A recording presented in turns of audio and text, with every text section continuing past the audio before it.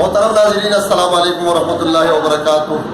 میں ہوں آپ کا میزبان حبیب اللہ ہمدرد۔ ناظرین، اس وقت ایک اہم ایشو پر میں یہاں بات کرنا چاہتا ہوں۔ میں خواجہ خیل سب ڈویژن فسکو وابڈا آفس میں کھڑا ہوں۔ پچھلے 2 مہینوں سے مسلسل میں نے داخلہ کیا ہے 2 میٹرز کے لیے، اور دوسرے کئی لوگوں کی طرح میں بھی روز آتا ہوں اور روز یہاں انتظامیہ سے بات کرتا ہوں، تو انتظامیہ کے مطابق ان کے پاس میٹرز نہیں آ رہے ہیں۔ لوگوں نے تو داخلے کیے ہیں، سینکڑوں لوگ روز آتے ہیں یہاں پوچھتے ہیں، لیکن ان کے میٹرز جو ہے وہ دستیاب نہیں ہیں۔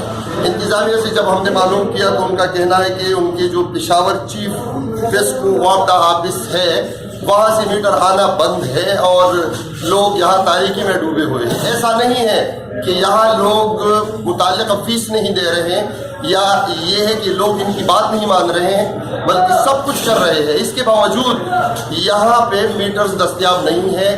لوگ لائنوں میں کھڑے ہو کے یہاں آتے ہیں اور یہاں سے واپس چلے جاتے ہیں۔ تاریکی اور اندھیرے میں ڈوبے ہیں لوگ۔ انتظامیہ کا یہ بھی کہنا ہے کہ سیاسی لوگوں کو بھی انہوں نے بتایا ہے، ان سے بھی ان لوگوں نے ہیلپ لی ہے، لیکن ان کو میٹرز نہیں مل رہے ہیں۔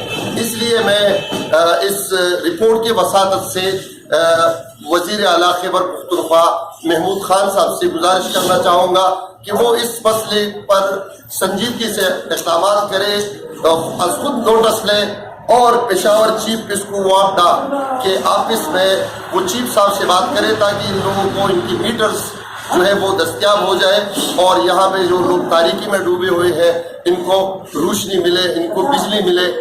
میرے خیال میں یہ انتہائی جو نامناسب بات ہے۔ یہاں پہ عوام نے پی ٹی آئی پہ اعتماد کیا ہے، پی ٹی آئی کو ووٹ دیا ہے اور پی ٹی آئی کی گورنمنٹ ہے، لیکن لوگ پی ٹی آئی سے اس وجہ سے مایوس ہو چکے ہیں کہ وہ لوگوں کی بنیادی مسائل حل کرنے میں سب سے زیادہ ناکام ہے۔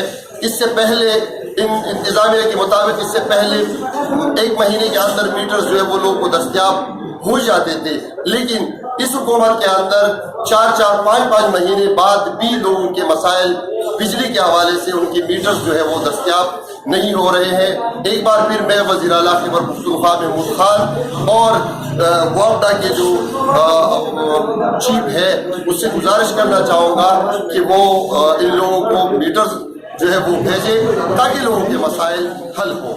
Thank you so much.